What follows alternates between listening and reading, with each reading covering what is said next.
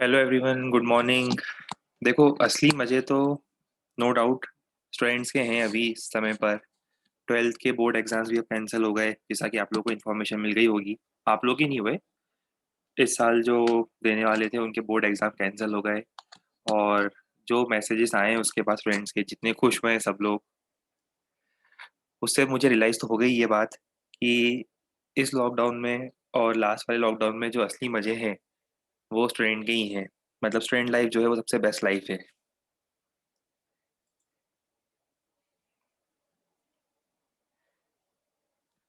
पर देखो, आप लोग बिल्कुल स्पेशल हो। ना आपके टेंथ के बोर्ड एग्जाम कैंसिल हुए, ना आपके ट्वेल्थ के बोर्ड एग्जाम कैंसिल होंगे। तो आप समझ सकते हो कि क्या कहना चाह रहा हूँ। जिन लोगों के साथ लक नहीं होता है ना, उन लोगों के साथ हार्ड वर्क होता है। देखो, दो ही तरह के लोग होते हैं। एक होते हैं जो बहुत लकी हो, हर चीज में बहुत बहुत अच्छी किस्मत लेके आए, जो बहुत लकी होते हैं। और दूसरे जिनकी किस्मत अच्छी नहीं होती, उनके लिए सिर्फ एक ही सहारा होता है, मेहनत, हार्ड वर्क। ठीक है। आप बिल्कुल एग्जैक्टली सेंटर में आ गए। न टेंथ के बोर्ड एग्जाम कैंसिल हो पाए, न ट्वेल्थ के बोर्ड एग्जाम कैंसिल होंगे। मतलब आपको तो एग्जाम देनी ही है, ये सोच के चलो आप। ठीक है। अरे नहीं नहीं, चिढ़ा थोड़ा रहे हैं हम आपको क्यों चिढ़ाएंगे। हम तो फैक्ट बता रहे हैं। चलिए, तो इसी के साथ शुरू करते हैं आज की मेहनत फिर से। ठीक है। मिड वीक पर आ गए हैं और मेहनत बंद नहीं करना है, मेहनत करते रहना है, लगे रहना है बस।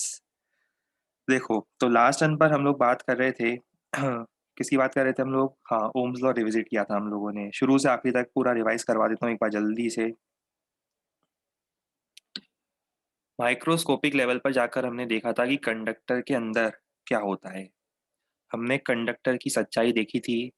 कंडक्टर का सच सामने आया था कि कंडक्टर के अंदर एग्जैक्टली क्या होता है। Average velocity, average speed, mean free path, relaxation time, collision frequency. फिर ith इलेक्ट्रॉन की बात हुई थी और उसके लिए हमने ड्रिफ्ट वेलोसिटी निकाली थी। वेलोसिटियों की वेलोसिटी, ड्रिफ्ट वेलोसिटी, सबसे ज्यादा इंपॉर्टेंट टाइप की वेलोसिटी। टेम्परेचर का क्या इफेक्ट होता है वो भी कंसिडर किया था। फिर इसके बाद हमने देखा था किस तरह से प्रूव करने पर आई की वैल्यू आती है NeAVD, जहाँ पे स्मॉल एन क्या है याद है? स्मॉल एन, जल्दी जल्दी बताते जाओ, स्मॉल एन क्या था? हाँ, नंबर ऑफ इलेक्ट्रॉन नहीं था, ना ना ना ना, नंबर ऑफ इलेक्ट्रॉन नहीं, number density of free electron. पहली बात तो नंबर डेंसिटी है, वो भी किसकी? फ्री इलेक्ट्रॉन की। फिर एक टर्म और बताया था मैंने, mobility. Ability to move is called mobility. Mobility of charge carriers के बारे में मैंने आपको पढ़ाया था। ये सारी चीजें कंप्लीट हुई थी। वेरिएबल क्रॉस सेक्शन के लिए फॉर्मूला A1V1, A2V2। फिर करंट डेंसिटी, डेंसिटियों की डेंसिटी, करंट डेंसिटी सबसे ज्यादा इंपॉर्टेंट टाइप की डेंसिटी। और अरे हाँ, कल का राशन तो देखा ही होगा आप लोगों ने।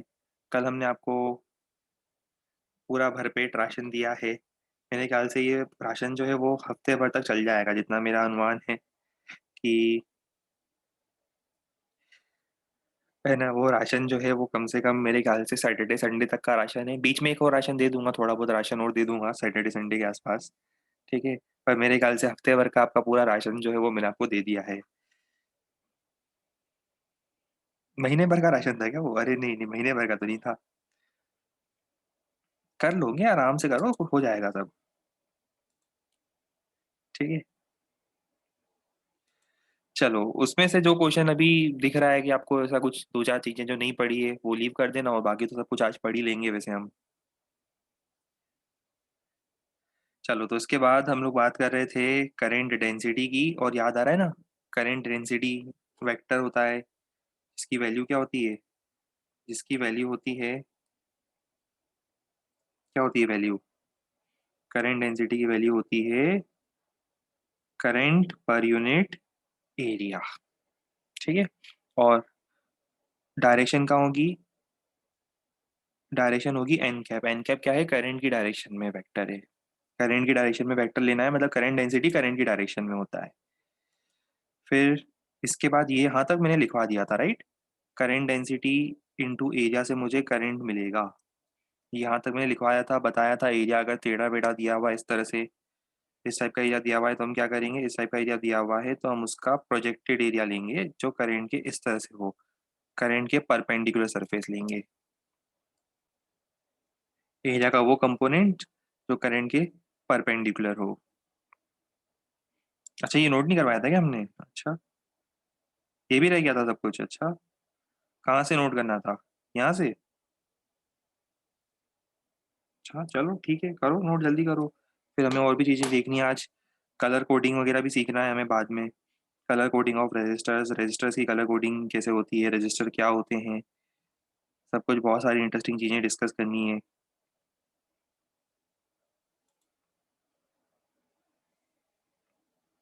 हाँ, वो फोटो लेने का बोला था पर पता नहीं वो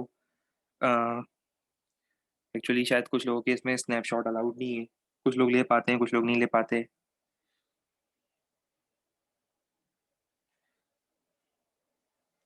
हाँ, स्नैपशॉट नहीं, स्क्रीनशॉट एक ही बात है देखो। बार बार चल क्या है कि वो समझ रहे हो ना? हाँ हाँ, स्क्रीनशॉट स्क्रीनशॉट ले लो। नहीं नहीं, ज्यादा स्नैपचैट कहाँ चल रहा है अभी तो। कितने स्नैपचैट में मेरे ख्याल से 3-4 हजार से ज्यादा भी स्नैप्स नहीं हुए होंगे अभी तक तो।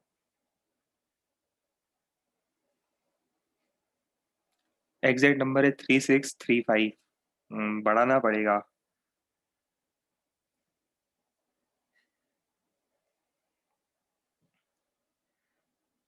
अब क्या करें, आप लोग तो पढ़ाई में बिजी रहते हो ना, तो आप लोग तो स्नैप भेजते नहीं हो।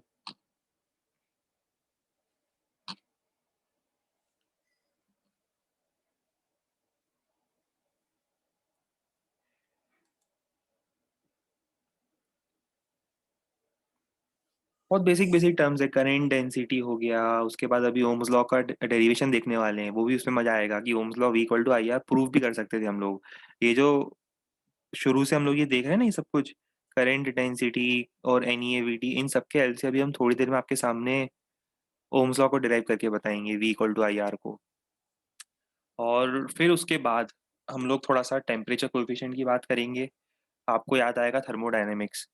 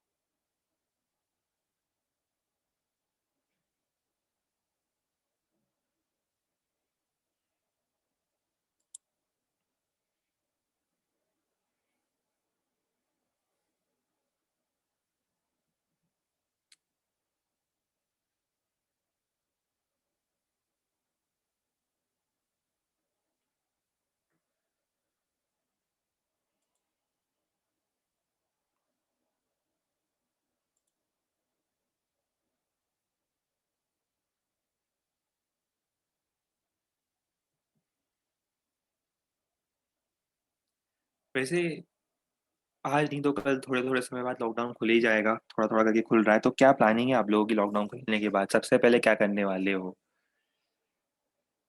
बहुत सारी प्लानिंग होगी लॉकडाउन के बाद कि यहाँ घूमने जाएंगे, वहाँ घूमने जाएंगे, है ना, ये शॉपिंग करेंगे, वो शॉपिंग करेंगे। क्या प्लानिंग है आप लोगों की? मॉड्यूल लेना है सेंटर से? अच्छा, 2 महीने में हॉस्टल, हाँ। हेयर कट, कोचिंग आना है। बुक्स तो आजकल तो वो भी हो गया ना, फ्लिपकार्ट वगैरह चालू हो गया।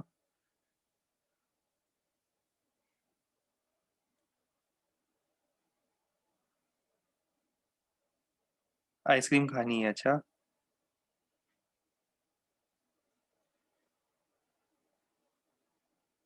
नया मोबाइल? हम्म।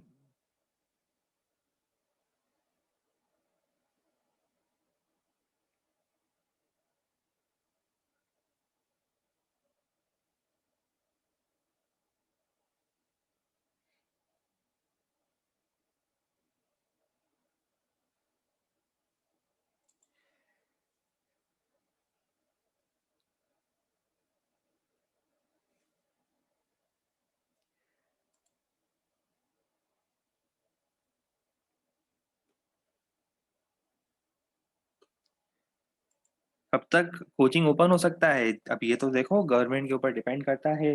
जब भी कुछ होगा, जैसा भी कुछ होगा, तो आप लोगों को इन्फॉर्मेशन सबसे पहले मिल जाएगी।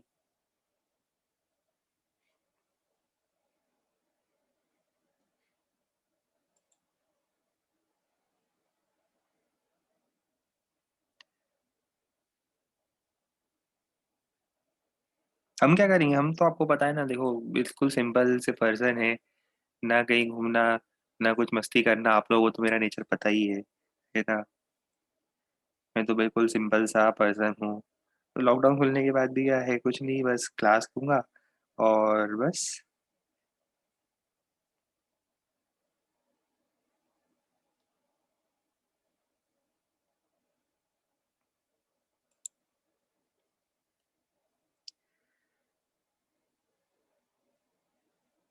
अच्छा हाँ, यहाँ 10 की पावर -6 आएगा ना, वो तो सिंपल बात है ना। ये तो मैंने जान करके लिखा था लास्ट टाइम पर। 10 की पावर -6 कर दो उसको, वो तो जान करके लिखा था मैंने, देखने के लिए। यूनिट कन्वर्जन में कितने लोगों को दिक्कत आती है वो देखने के लिए।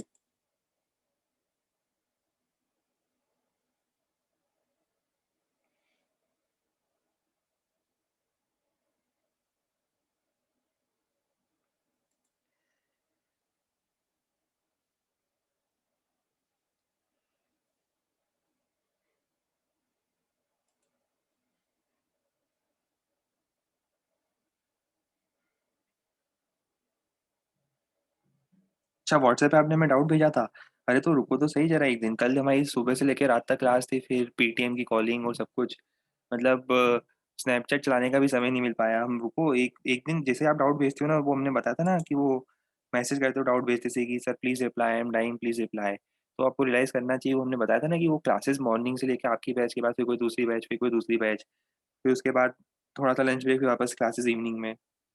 पूरा पैड शेड्यूल चल रहा होता है। फिर उसके बाद हर ग्रुप में राशन भेजना, किस ग्रुप में कौन सा राशन गया है, किस ग्रुप में कौन सा राशन नहीं गया है। कई बार क्या होता है, कोई गलत राशन गलत ग्रुप में भेज देते हैं। ठीक है। तो 12th वाले को 11th का राशन चला गया, 11th वाले को 12th का राशन चला गया, कभी ऐसा भी हो जाता है कई बार। ठीक है, मिसमैच हो जाता है राशन। तो ये सारी चीज़ें देखना पड़ती है, बहुत सारी चीज़ें हैं।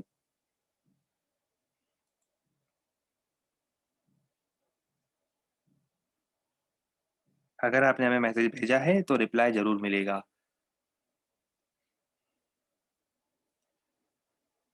पर ऐसा नहीं कि कल भेजा सुबह और बोला कि सर अब आज 2 दिन हो गए सर, रिप्लाई नहीं आएगा। आएगा, रिप्लाई आएगा।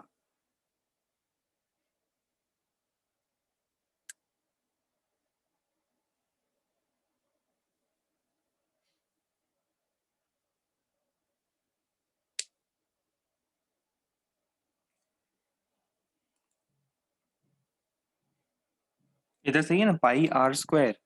आर कितना है? 2 × 10 की पावर -3, उसका स्क्वायर करोगे तो वो 10 की पावर -6 ऑटोमेटिकली हो जाएगा, है ना। वो ऑटोमेटिकली 10 की पावर -6 में पहुंच जाएगा नीचे डिनोमिनेटर में। कर लिया नोट? बहुत बढ़िया।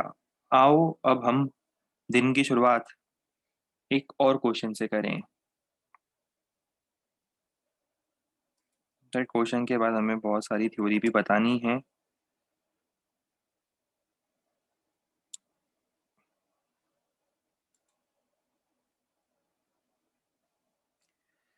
देखो, क्वेश्चन में आपको एक सिलेंडर गिवन है, सिलेंड्रिकल कंडक्टर गिवन है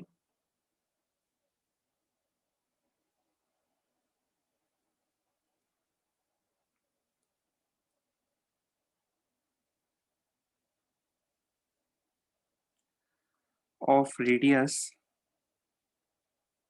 आर। रेडियस कितना है इसका? Capital R.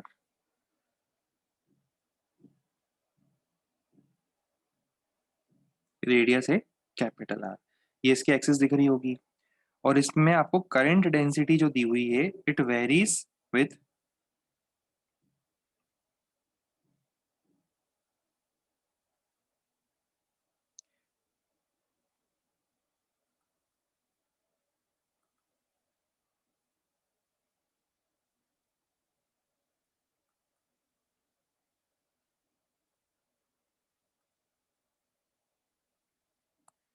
varies with distance from axis.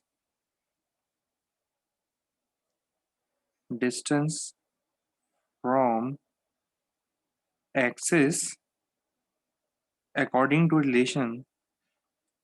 So shortening out varies with distance from axis as j equal to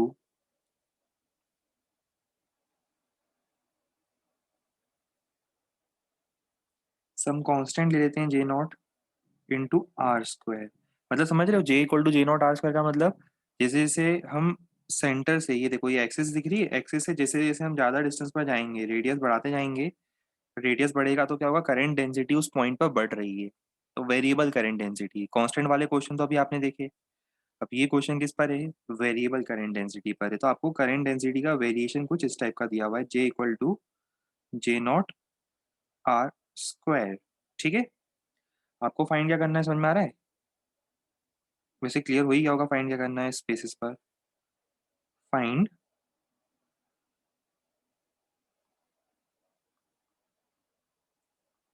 I net, net current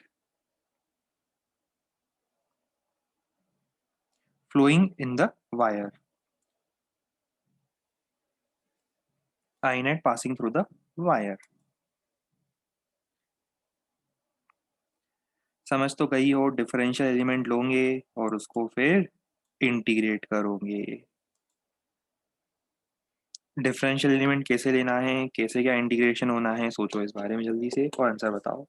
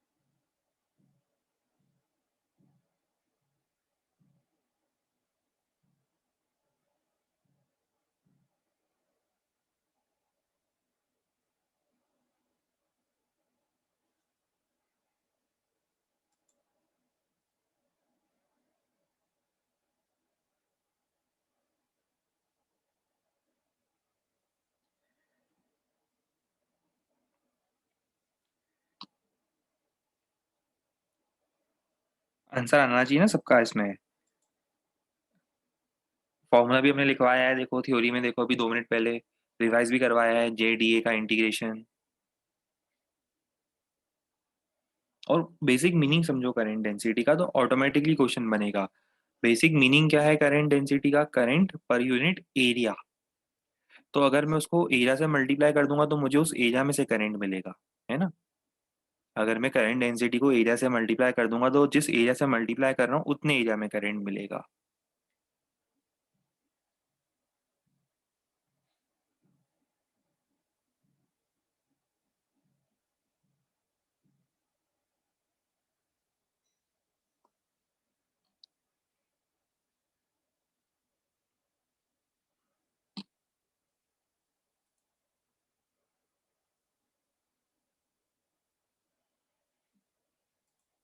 चलो अब ट्राई करके देखें।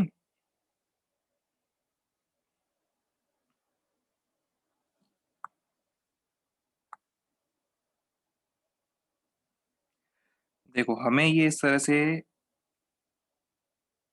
Cylinder दिया हुआ है, ये इसका मैं क्रॉस सेक्शनल व्यू देख रहा हूँ मैं, है ना। और मैं इसके अंदर क्या करूंगा, इसके अंदर हम लोग डिफरेंशियल एलिमेंट लेंगे। कहाँ लेंगे, सेंटर से कितने डिस्टेंस पर, सबको पता है स्टोरी तो। सेंटर से आर डिस्टेंस पर हर बार की तरह डी आर थिकनेस का एक डिफरेंशियल एलिमेंट लिया जाएगा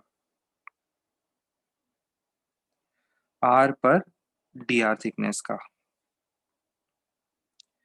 अच्छा मुझे बताओ कि इस पर्टिकुलर एलिमेंट में से करंट कितना होगा। इस पर्टिकुलर एलिमेंट में से करंट होगा D I equals to J D A. और हमें पता है कि आई क्या होता है, इंटीग्रेशन ऑफ डी आई। मतलब ऐसे बहुत सारे रिंग्स बनेंगे और हर एक रिंग में से जो करंट होगा, डिफरेंशियल करंट होगा, उसको ऐड करने से हमें इस पूरे सिलेंडर से पास होता हुआ करंट मिलेगा। सो अब हमें इसको इंटीग्रेट करना है। I equal to integral of D I that is integral of J D A that is integral of J. J कितना है, J naught R square. J की value J naught R square. और D A, जरा help करो D A में। D A कितना होगा, ये वाला एरिया सबको पता ही होगा, two pi R D R. ये जो एरिया होगा ये होगा two pi R D R. करेंगे इसको इंटीग्रेट, लिमिट होगी जीरो से लेकर आर तक। इंटीग्रेशन की limit, limit of the integral will be from zero to R. अब इसको जब इंटीग्रेट करेंगे तो ये क्या आ जाएगा, जे नॉट बाहर, टू पाई भी बाहर, ये आर क्यूब का इंटीग्रेशन आर की पावर 4/4।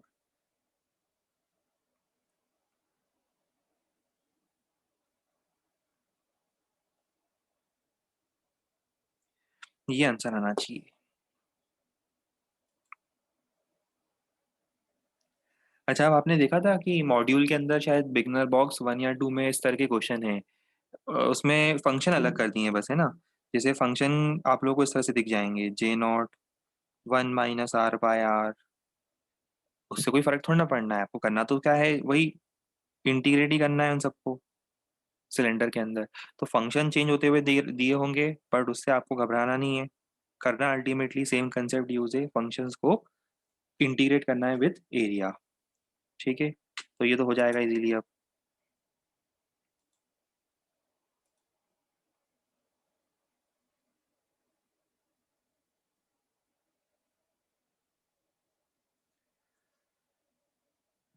चलो अब हम आते हैं वापस से वो इक्वेशन जो हमने लास्ट टर्म पर लिखी थी, और उसको और डिटेल में हम डिस्कस करते हैं।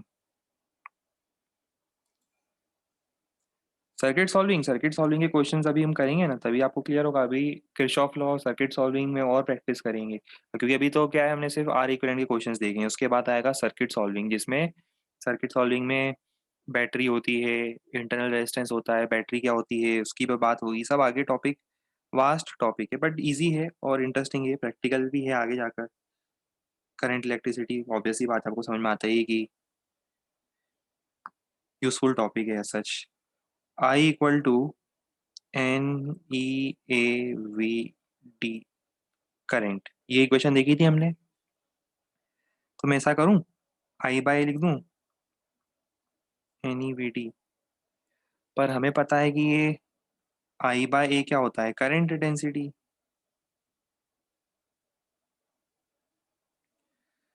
और वी डी याद है, ड्रिफ्ट वेलोसिटी। ड्रिफ्ट वेलोसिटी जिसको याद नहीं आ रहा है मैं याद दिला दूं, वी डी होता था E/m टाउ। देखना हमने लिखा हुआ है, कल की बात है, कॉपी में पेज टर्न करके देखो। वी डी लिखा है E/m टाउ।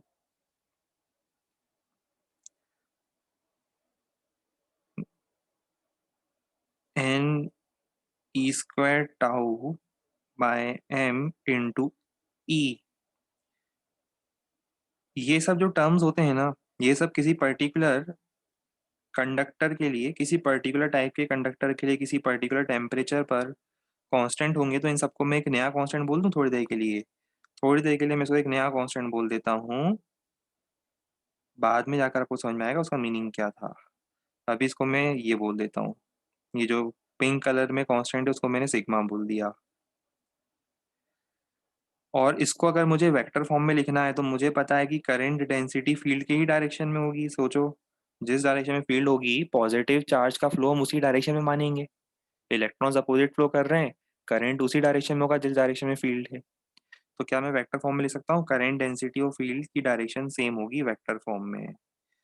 तो ये जो हमने लिखा है इसको हल्के में मत लेना, पहले तो इसको हाईलाइट कर देते हैं क्योंकि हल्के में लिया भी नहीं आ सकता है इसको। ये जो हम आपके सामने लिख रहे हैं ये बहुत ही इंपॉर्टेंट चीज लिख रहे हैं हम।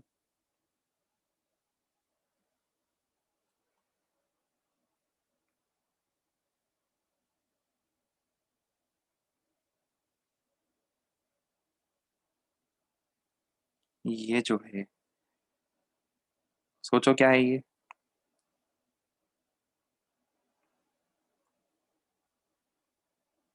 ये है, ये ब्लू येलो अंदर आना चाहिए था, ये है vector form of Ohm's law. इसको हम बोलते हैं vector form of Ohm's law.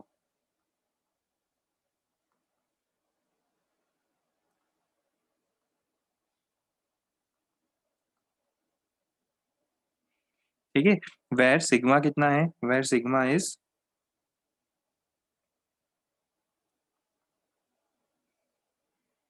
कितना आया था, N E square tau by M, N E square tau by M.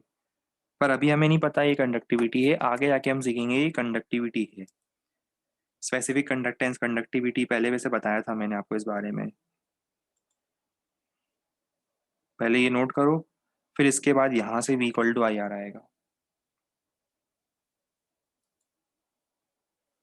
हाँ, 1/ρ, याद है, 1/ρ सिग्मा होता था, पर अभी नहीं बताएंगे इस बारे में। अभी तो आप बस तो मानो कांस्टेंट है जो कि आगे जाकर मैं सिखाऊंगा कि कैसे ओम्स लॉ में कन्वर्ट होता है।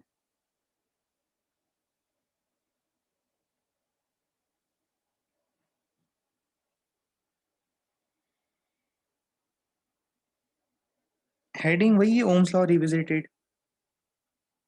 सब अलग अलग कंसेप्ट हैं, बहुत सारे कंसेप्ट हैं।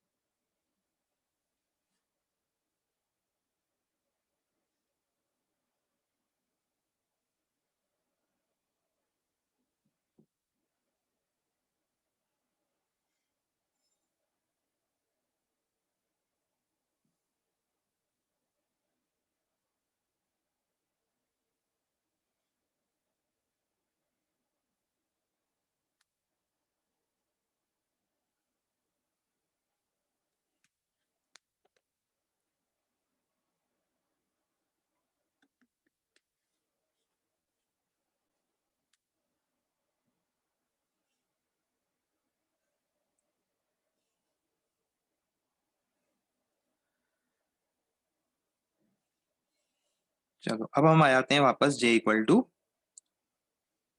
सिग्मा ई पर।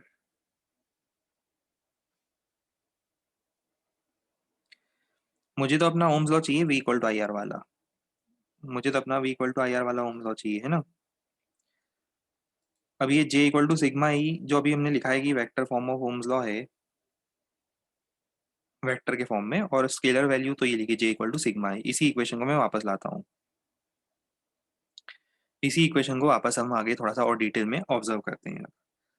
अच्छा, अब एक काम करते हैं, हम एक मान लेते हैं कंडक्टर था, वही कल जो स्टोरी चल रही थी, एक कंडक्टर की स्टोरी चल रही थी।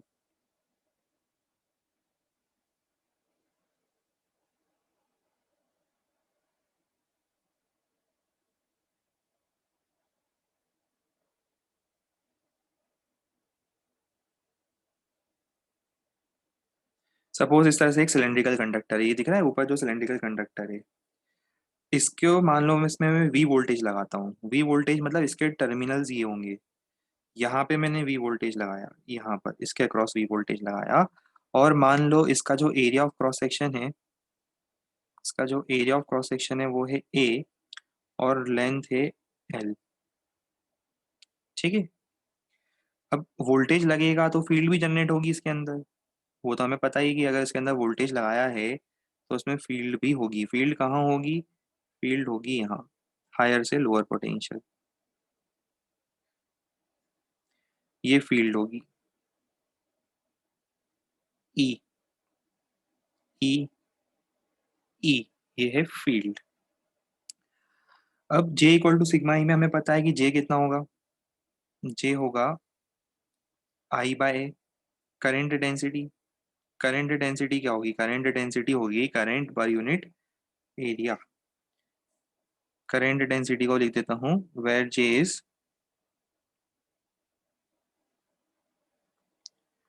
करंट, जो कि इस वायर में से फ्लो कर रहा होगा, करंट डिवाइडेड बाय ये जो एरिया ऑफ क्रॉस सेक्शन दिख रहा है, current divided by area of cross section is current density. And field कितनी होगी? V by L. कुछ समझ में आ रहा है वी बाय एल कहाँ से आया? Relation between field and potential, ये हम लोगों ने इलेक्ट्रोस्टैटिक्स में देखा था। अब इन दोनों को उठाकर, फिर जगह कम पड़ गई।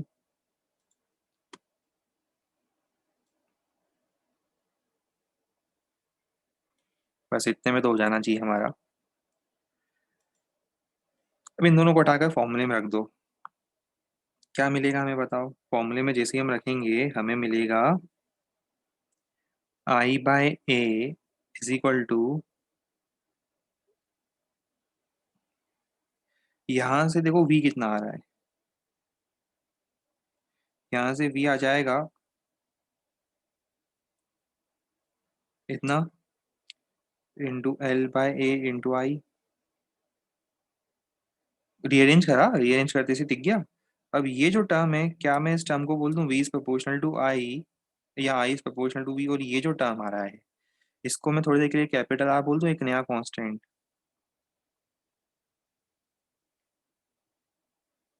तालियां बजती रहनी चाहिए, तालियों की कोई कमी नहीं होनी चाहिए। हम सुन पा रहे हैं पीछे बैकग्राउंड में सब लोग अपने घर पर, अपने कुर्सी पर बैठे बैठे, अपने बिस्तर पर सोते सोते तालियां बजा रहे हैं। कुछ लोग सोफे पर लेटे हुए हैं, वो लोग भी तालियां बजा रहे हैं। जो लोग अभी ये वीडियो देख रहे हैं वो सभी इस ओम्स लॉ को देखकर खुश हुए होंगे, जहाँ पर ये जो है ये वाला टर्म है रेजिस्टेंस। तो वेयर रेजिस्टेंस इज,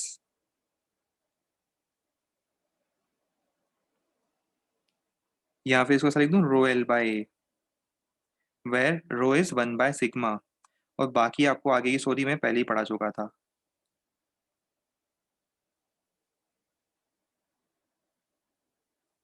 पहले ही मैंने आपको ये टॉपिक के स्टार्टिंग में ये डेफिनेशन तो मैं पहले ही लिखवा दी थी, इसलिए जब हम ये पढ़ेंगे तो आपको ये सब क्लियर होगी, ये रो सिग्मा सब क्या चीज़ें हैं। इसीलिए हमने इसको थोड़ा होल्ड पे रखा था। तो शुरुआत कहाँ से हुई इस डेरिवेशन की? ऐसा मत समझना कि इसकी शुरुआत आज हुई है, इसकी शुरुआत तो बहुत पहले हो चुकी थी। ये देखो, ये यहीं से इसकी शुरुआत हो चुकी थी कहीं ना कहीं। जब आप ये पढ़ रहे थे तभी एक तरह से इसकी शुरुआत हो चुकी थी, और धीरे धीरे स्लोली स्लोली हम लोगों ने फाइनली सब कुछ देखने के बाद ओम्स लॉ आखिर में प्रूव कर ही दिया, V equal to I are.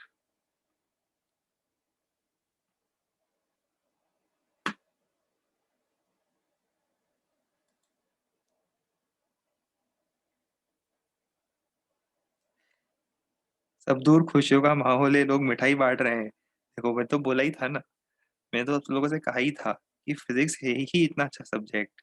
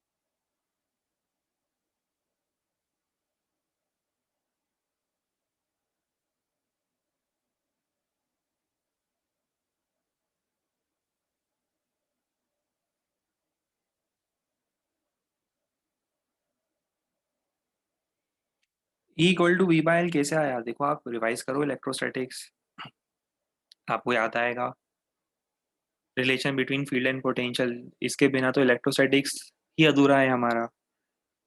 कितना पढ़ाया था हमने, याद करो। कितने सारे क्वेश्चन, कम से कम मैं आपको रिवाइज करा सकता हूँ, कम से कम आपकी कॉपी में 8-10 क्वेश्चन कराए थे मैंने कि फील्ड इधर है तो पोटेंशियल डिफरेंस बताओ, फिर फील्ड इधर है तो ग्राफ में पोटेंशियल डिफरेंस बताओ।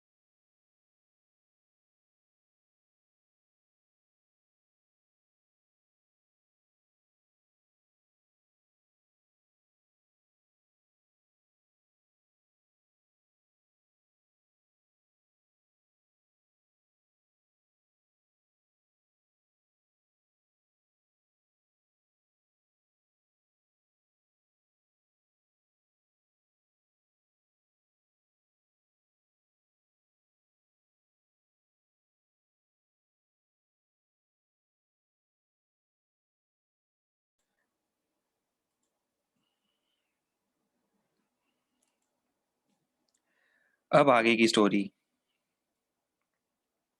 अब थोड़ी देर के लिए समझना है। अभी नोट करने से पहले कुछ छोटी छोटी बातें मुझे आपको बतानी है। पहले वो बता दूं, फिर अपन नोट आराम से करेंगे।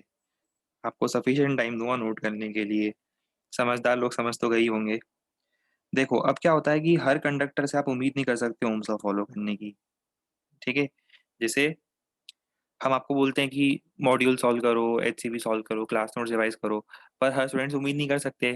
कुछ होते हैं जो कि दिन भर क्या करते हैं, पबजी खेलते रहते हैं, दिन भर मोबाइल चलाते रहते हैं, सुनते नहीं है। तो वैसे ही कंडक्टर के साथ होता है। ठीक है? सब कंडक्टर्स इस ओम्स लॉ को, V equal to I R को फॉलो नहीं करते। तो जो कंडक्टर्स को फॉलो करते हैं वो अच्छे कंडक्टर होते हैं और उनको हम बोलते हैं ओमिक कंडक्टर्स। क्या बोलते हैं? Ohmic conductors. तो सबसे पहला पॉइंट इसमें है, ऐसे conductors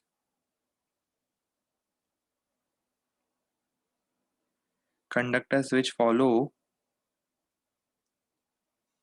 Ohm's law are called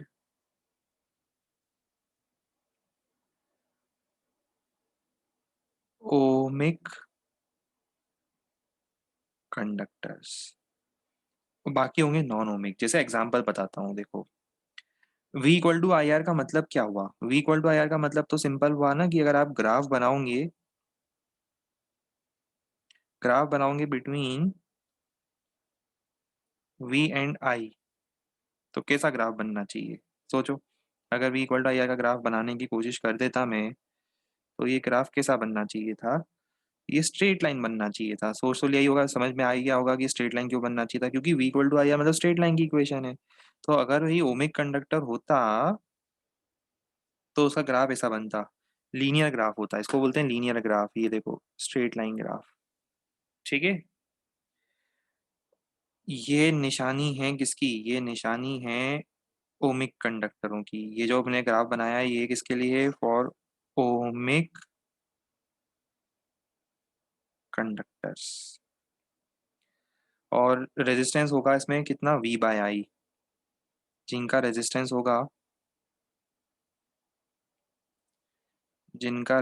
होगा, V बाय आई, जो कि इस ग्राफ का आप देख रहे हो रेसिप्रोकल ऑफ स्लोप होगा। अगर मैं इस ग्राफ का स्लोप निकालता तो वो आई बाय वी होता, और इस ग्राफ में वी आई ग्राफ में क्योंकि आई वाई एक्सिस पर है तो इसका मतलब वो हो जाएगा 1/स्लोप। समझ में आ रहा है? 1/tan थीटा, है ना? इतना मैथ्स तो सबको आता है। तो ये स्टोरी है ओमिक कंडक्टर्स की। ये बेचारे ओम्स लॉ को फॉलो करते हैं, पर कुछ ऐसे भी होते हैं जो उसको फॉलो नहीं करते हैं, जिसे हम आगे पढ़ेंगे सेमीकंडक्टर्स में। डायोड वगैरह होते हैं, सेमीकंडक्टर्स होते हैं, वो बेचारे क्या करते हैं, वो ओम्स लॉ को फॉलो नहीं करते, उनमें लीनियर रिलेशन न होते हुए इस तरह का कुछ रिलेशन बनता है, V=IR नहीं होता है उसमें। उसमें जो ग्राफ होता है ना, आप देखना कभी हम पढ़ाएंगे भी वैसे आगे आपको सेमीकंडक्टर्स में, वो ग्राफ कुछ इस तरह का होता है। अब ये लीनियर ग्राफ नहीं है, ठीक है, प्रोपोर्शनैलिटी नहीं है, तो इसको हम बोलते हैं नॉन ओमिक कंडक्टर्स। क्या बोलेंगे इसको हम? They are called non ohmic materials या कंडक्टर्स। और इनके लिए हम क्या करते हैं, रेजिस्टेंस ना डिफाइन करते हुए डायनामिक रेजिस्टेंस डिफाइन करते हैं। ये भी हम आगे बताएंगे सेमीकंडक्टर्स में। इनके लिए डायनामिक रेजिस्टेंस डिफाइन किया जाता है। डायनामिक रेजिस्टेंस मतलब समझ में आता है? Del V by del I. क्योंकि हर जगह पर क्या हो रहा है, रेजिस्टेंस चेंज हो रहा है। देख रहे हो, शुरू में रेजिस्टेंस ज्यादा दिख रहा है मुझे, बाद बाद में रेजिस्टेंस कम दिख रहा है, क्योंकि जरा सा वोल्टेज बढ़ाने पर करंट एकदम से बढ़ रहा है। बाद बाद में देखो, आगे आगे जाकर जरा सा वोल्टेज बढ़ाने पर करंट एकदम से बढ़ रहा है, मतलब इसका रेजिस्टेंस हर पॉइंट पर अलग अलग है। ओमिक कंडक्टर में क्या होता है, हर पॉइंट पर रेजिस्टेंस सेम। नॉन ओमिक में हर पॉइंट पर रेजिस्टेंस अलग अलग डायनेमिक रेजिस्टेंस होता है। डायनेमिक क्यों बोलते हैं? डायनेमिक बोल रहे हैं बिकॉज वो वैल्यू में चेंज हो रहा है। डायनेमिक बोलने के पीछे रीजन क्या है? डायनेमिक बोलने के पीछे रीजन ये है,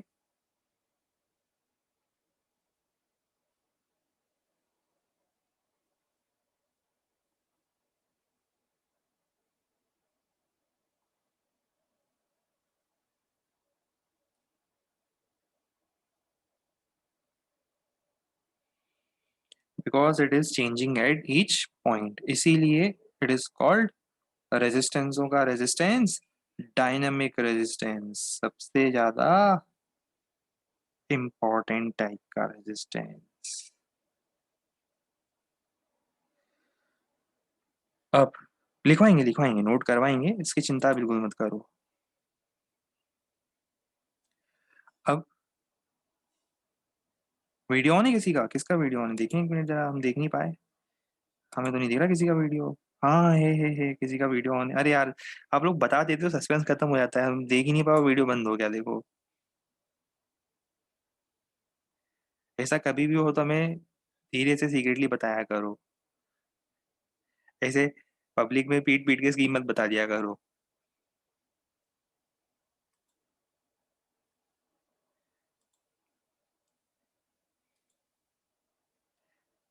है ना, चिल्ला चिल्ला के लोगों को स्कीम बता देते हो तो फिर वो लोग कैमरा सब पे बंद कर देते हैं। चलो, अब हम बात करेंगे टेम्परेचर कोएफिशिएंट ऑफ रेजिस्टेंस की। अब हम बात करेंगे, वैसे याद है हमें, हमने कहा था ना कि किसी दिन एक दिन क्या करेंगे, क्लास में फैंसी ड्रेस कंपटीशन करवाएंगे ना, सबका वीडियो ऑन रखवाएंगे उस दिन। ठीक है, temperature coefficient of resistance alpha, नाम तो सुना ही होगा। देखो, आप लोगों ने 11th में एक फॉर्मूला पढ़ा था, मैं याद दिलाता हूँ कौन सा फॉर्मूला। आपको याद है? Change in length L alpha delta T. ये आपने पढ़ा था थर्मोडायनेमिक्स में। कुछ याद आ रहा है? टेम्परेचर बढ़ाने पर लेंथ बढ़ती है, लीनियर एक्सपेंशन। वैसा ही फॉर्मूला, अरे क्या भूल गए, ये फॉर्मूला भी भूल गए बेशर्मो। Delta L equal to L alpha delta T, delta A is equal to A beta delta T. है ना? सब कुछ याद करो, मेहनत करो। बताया था ना आपको आज क्लासेस स्टार्टिंग में, जिसकी किस्मत अच्छी नहीं होती उसे क्या करना पड़ता है लाइफ में, बताओ? मेहनत करनी पड़ती है। और मैं आपको एग्जाम्पल बता चुका हूँ, प्रूफ बता चुका हूँ। प्रूफ बताया ना आपको मैंने कि आपका लक कैसा है। डिसाइड करने के लिए मैंने आपको एक प्रूफ भी बताया था आज सुबह।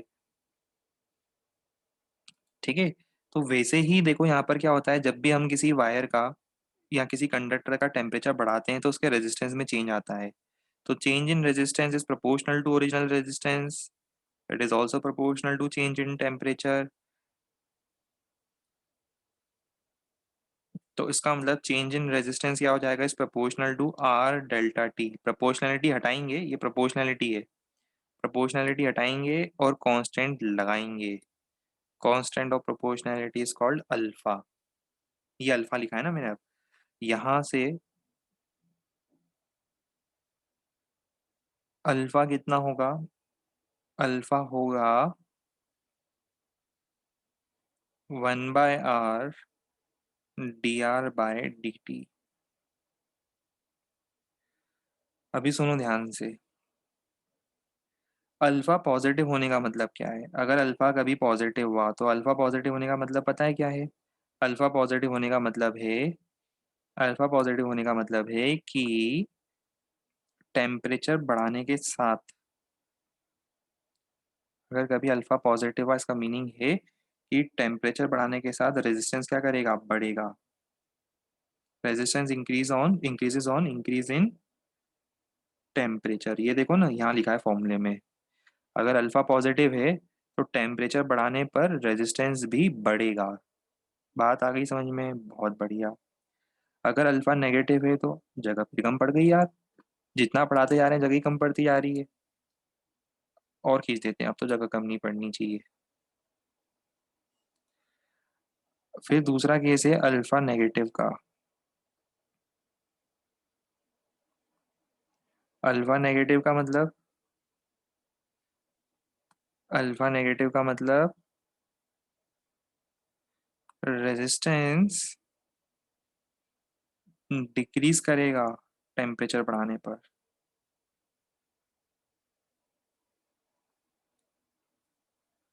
ठीक है, जो कि हम देखेंगे आगे सेमीकंडक्टर्स के केस में होता है। कहाँ होता है ये केस बताओ, ये होता है in case of semiconductors.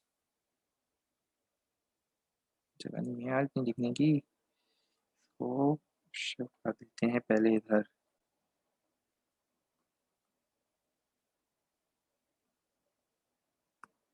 Which is a case of semiconductors. अभी चिंता मत करना, सेमीकंडक्टर्स क्या होते हैं इस पे हमारा एक डेडिकेटेड टॉपिक है पूरा आपके 12th में।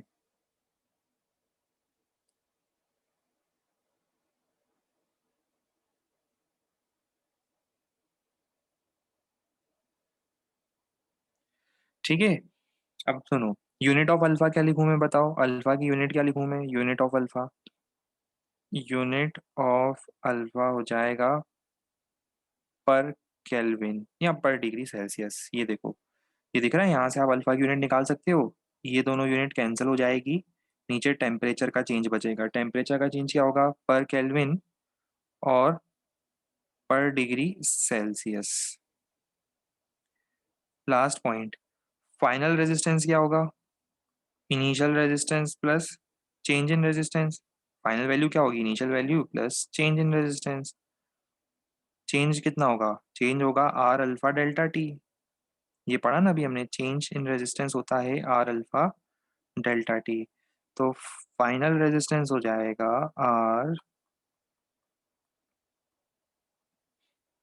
देखा तो होगा कहीं ना कहीं इस तरह का फॉर्मूला आपने लाइफ में पहले कभी ना कभी तो देखा होगा।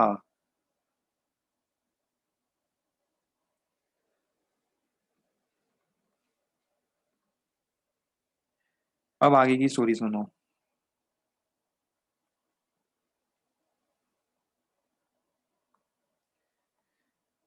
इसमें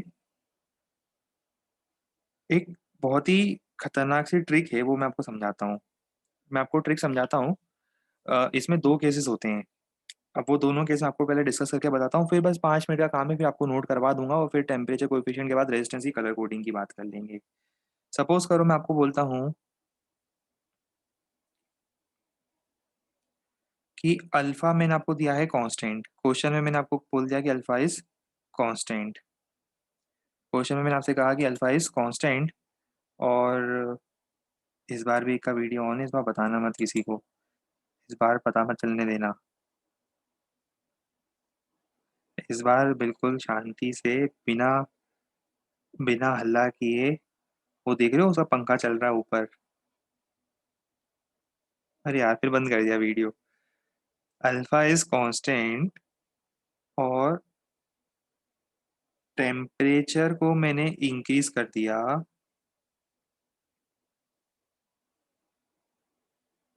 T1 से T2। तो क्वेश्चन में आपको फाइंड करना है रेजिस्टेंस की वैल्यू एट टेम्परेचर T2। ऐसा लिख देते हैं, find resistance at T2 if resistance at T1 is R1। अगर T1 टेम्परेचर पर वैल्यू R1 है तो T2 टेम्परेचर पे वैल्यू कितनी होगी, ये मैं सॉल्व करूंगा।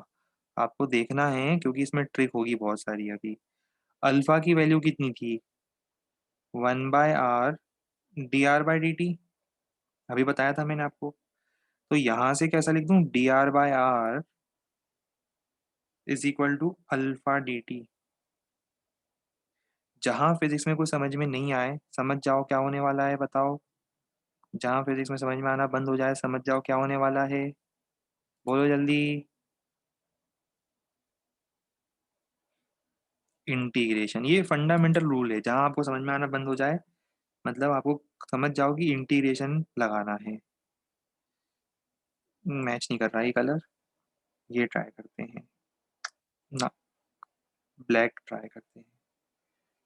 इंटीग्रेट कर दो, कहाँ से कहाँ तक, T1 टेम्परेचर पर रेजिस्टेंस कितना था, R1। क्या फाइंड करना था, T2 टेम्परेचर पर आपको रेजिस्टेंस फाइंड करना था, R2। लेफ्ट हैंड साइड पर क्या आएगा बताओ, ln R2/R1, समझ में आता है ना। तो इतना तो सबको आता होगा, 1/R का इंटीग्रेशन। और ये हो जाएगा अल्फा T2 - T1। तो क्या मैं ऐसा लिख दूं, लॉग की प्रॉपर्टी, पावर जाएगा वो ई की पावर में जाएगा तो R2 लिख दूं। R2 हो जाएगा R1 ई की power alpha delta T. Delta T मतलब समझ में आ रहा है, अल्फा डेल्टा टी मतलब अल्फा T2 - T1। ये फॉर्मूला आएगा मेरे पास। मतलब क्वेश्चन भी था, थ्योरी भी थी, सब कुछ था, ये फॉर्मूला भी था, ये कंसेप्ट भी था। तो ये नया रेजिस्टेंस होगा इन टर्म्स ऑफ पुराना वाला रेजिस्टेंस। नया रेजिस्टेंस मतलब R2, पुराना वाला रेजिस्टेंस मतलब R1। डेल्टा टी मतलब क्या है, delta T is T2 - T1। पर अभी बहुत ही ज्यादा बढ़िया केस होगा अब, स्पेशल केस, केसों का केस, स्पेशल केस। अगर अल्फा डेल्टा टी, ये जो प्रोडक्ट देख रहे हो, अगर ये प्रोडक्ट बहुत स्मॉल हुआ, if alpha delta T is very small, मतलब अगर कभी क्वेश्चन में आपको अल्फा की वैल्यू बहुत स्मॉल दी हुई है, टेम्परेचर में चेंज बहुत कम है, मतलब अल्फा डेल्टा टी बहुत स्मॉल है, तो आपको पता है एक्सपेंशन, आपको है ना मैथ्स का एक्सपेंशन पता होना चाहिए, जो कि मैं एज्यूम कर रहा हूँ पता होगा, आप 12th क्लास में आ गए हो, छोटे तो रहे नहीं हो। ई की power x 1 + x bye factorial 1 + x² bye factorial 2। वैसे कुछ भी पढ़ाओ तो बोलते हो सर ये पहली बार देख रहे हैं, बट जितना मुझे लगता है ये आपने देखा तो होगा कभी, एक्सपेंशन लाइफ में कभी ना कभी तो एक्सपेंशन देखा होगा।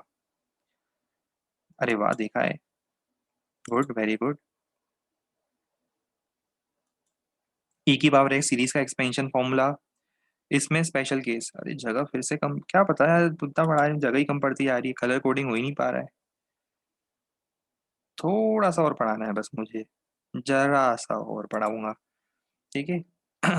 अब मुझे बताओ अगर x बहुत स्मॉल हुआ तो क्या होगा, इफ x, e की पावर अगर स्मॉल हुई, ये जो x है ना e की पावर में, ये x अगर बहुत स्मॉल हुआ, vs मतलब वेरी स्मॉल, तो क्या मैं ऐसा बोल सकता हूँ जो हायर पावर्स होगी, x² x³ छोटी क्वांटिटी का स्क्वायर क्यूब छोटा होता है, नेग्लिजिबल, तो क्या मैं ऐसा बोल दूं उस केस में, क्या मैं ऐसा बोल दूं कि उस केस में e की पावर x कितना हो जाएगा, उस केस में हो जाएगा e की पावर x अप्रोक्सीमेटली 1+x।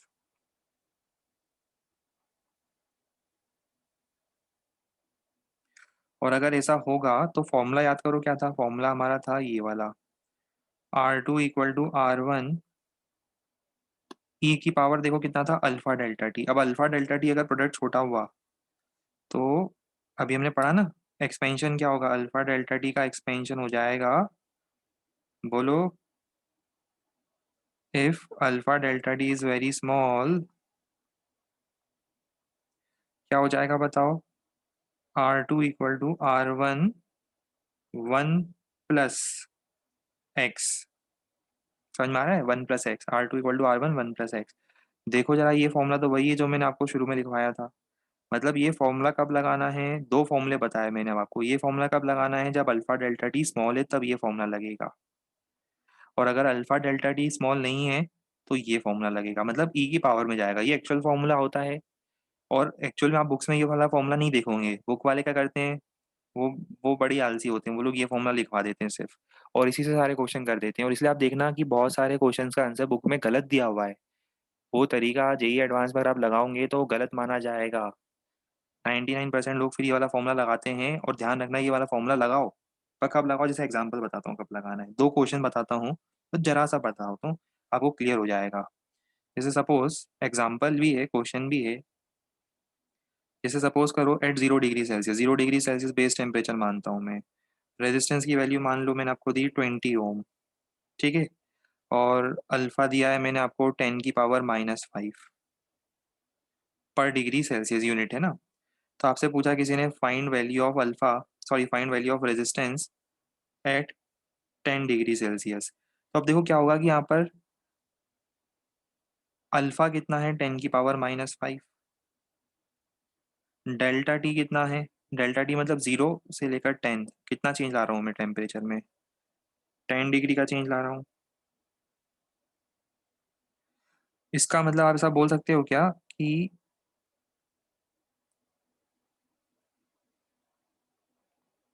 इनका प्रोडक्ट स्मॉल है, दिख ही रहा है मुझे तो वेरी स्मॉल है। अगर ये अल्फा डेल्टा टी बहुत स्मॉल है तो हम क्या लिखेंगे बताओ, हम लिखेंगे सिंपल सा एक्सप्रेशन लिखेंगे, आर न्यू, आर न्यू मतलब R prime is equal to approximation 1+अल्फा डेल्टा टी। कितना दिया था मैंने, आर 20 दिया था शायद, 20, 1+अल्फा 10⁻⁻5 डेल्टा टी 10। कैलकुलेशन कर लोगे ना, 20 + 20/10⁻⁴, ठीक है। तो ये हो जाएगा 2/10⁻3, तो ये हो जाएगा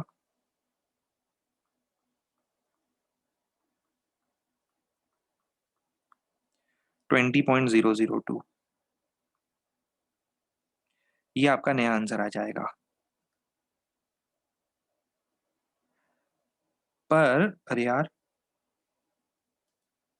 अब प्रॉमिस, अब पक्का प्रॉमिस, अब इसके बाद इसके बाद जगह कम नहीं पड़ेगी, ये पक्का प्रॉमिस है। बस इतना ही है, चिंता मत करो। धोखा थोड़ा देंगे आप लोगों को, हम झूठ थोड़ा बोलेंगे आपसे। बस 2 मिनट और फिर लिखवा देंगे, चिंता मत करो, लिखवा देंगे। सपोज आपको क्वेश्चन दिया कि आर है, चलो 10 ओम ले लो, एट 0 डिग्री सेल्सियस,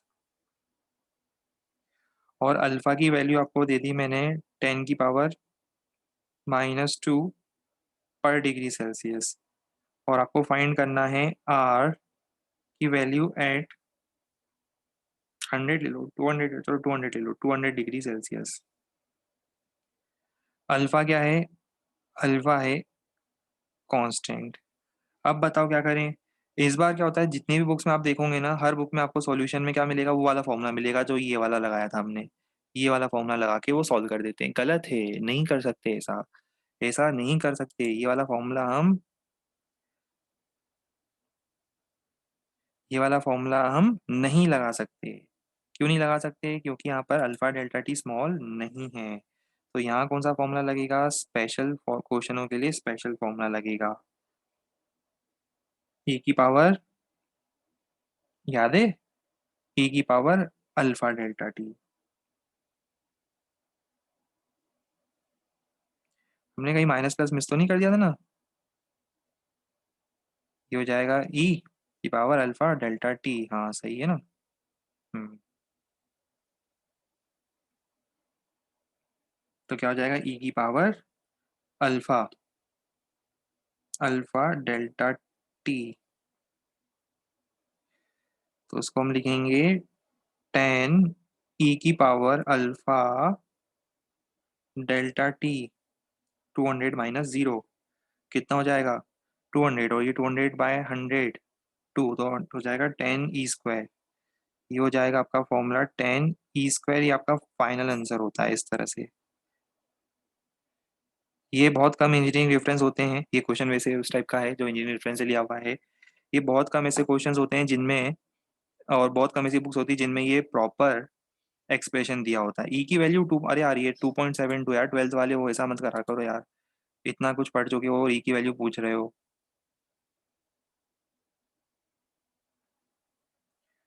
ई की वैल्यू तो सबको पता होनी चाहिए, ट्वेल्थ क्लास में आ गए अप्रोक्सीमेटली।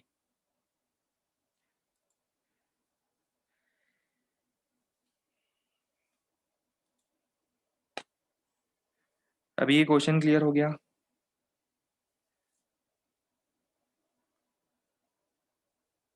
अच्छा ई की वैल्यू डालो, नहीं नहीं नहीं, ई की वैल्यू मैं नहीं डालूंगा।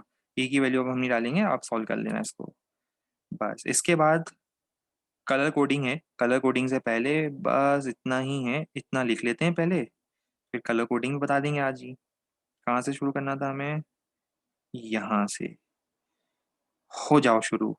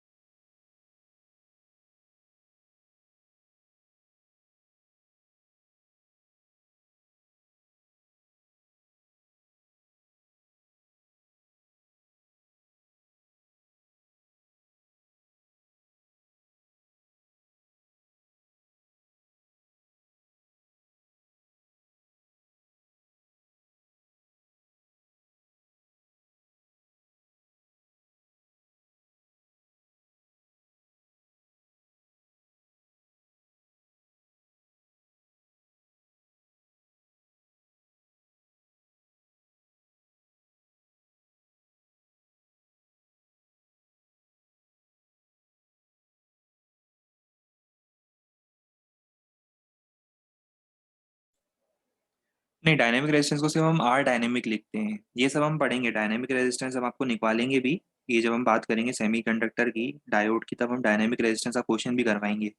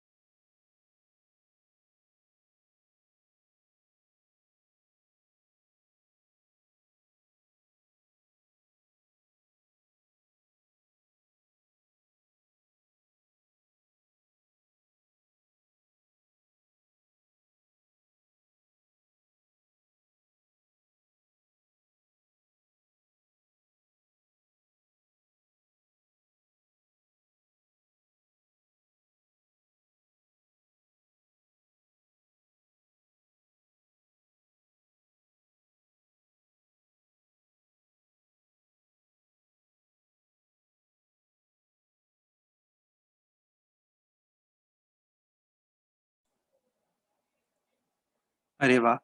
इस बीच एक डाउट आया है। सर अच्छे कॉलेज से गंदी डिग्री लेना अच्छा है या गंदे कॉलेज से अच्छी डिग्री? तो देखो, पहले ये बता दें, आप बुरा मत मानना, पर अगर कोई इंजीनियर ये सोचता है कि कोई एक पर्टिकुलर इंजीनियरिंग की डिग्री खराब है, कोई एक इंजीनियरिंग की डिग्री अच्छी है, तो वो इंजीनियरिंग माइंडसेट वाला इंजीनियर नहीं है, ठीक है? क्योंकि जो स्कोप होता है ना, वो ब्रांच में नहीं, वो बंदे में होता है, ठीक है? तो अगर आपके अंदर टैलेंट होगा ना, तो आप किसी भी ब्रांच के अंदर एक्सेल कर जाओगे। तो स्कोप कभी भी ध्यान रखना, ब्रांच में नहीं, बंदे में स्कोप होता है। तो जैसा आप बोल रहे हो ना कि खराब डिग्री, डिग्री कोई खराब नहीं होती, ठीक है? इलेक्ट्रिकल इंजीनियरिंग भी उतनी इंपॉर्टेंट है जितनी मैकेनिकल है, मैकेनिकल भी उतनी इंपॉर्टेंट है जितनी सिविल इंजीनियरिंग है, ठीक है? कभी बुर्ज खलीफा को देख लेना, आपको पता चल जाएगा कितनी एडवांस इंजीनियरिंग लगी होगी। और उतनी ही बायोटेक, बायोटेक भी इंपॉर्टेंट है, और उतनी ही कोई और इंजीनियरिंग की ब्रांच होगी, अगर प्रोडक्शन एंड इंडस्ट्रियल कोई भी ब्रांच होगी, वो उतना ही रेलेवेंस रखती है, ठीक है? तो और कॉलेज भी कोई खराब नहीं होता है, कॉलेज भी सभी अच्छे होते हैं, सभी एजुकेशनल इंस्टीट्यूट्स हैं। बट हाँ, अगर आप रैंकिंग वाइज कंपेयर करो, तो अच्छे कॉलेज का रेलेवेंस डेफिनेटली रहेगा।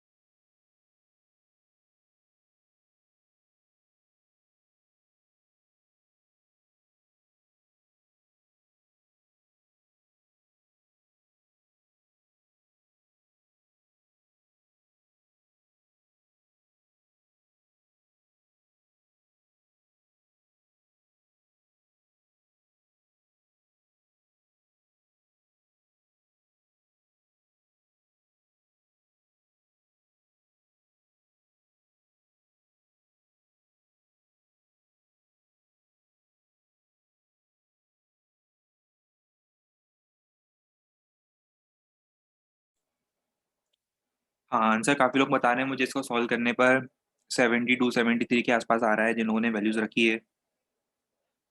तो देख सकते हो कि 10 ओम से सीधा चेंज होके देखो कितना हो गया, 73-74 के आस-पास, मतलब 10 का 70 हो गया। देख रहे हो कितनी जल्दी इंक्रीमेंट हुआ।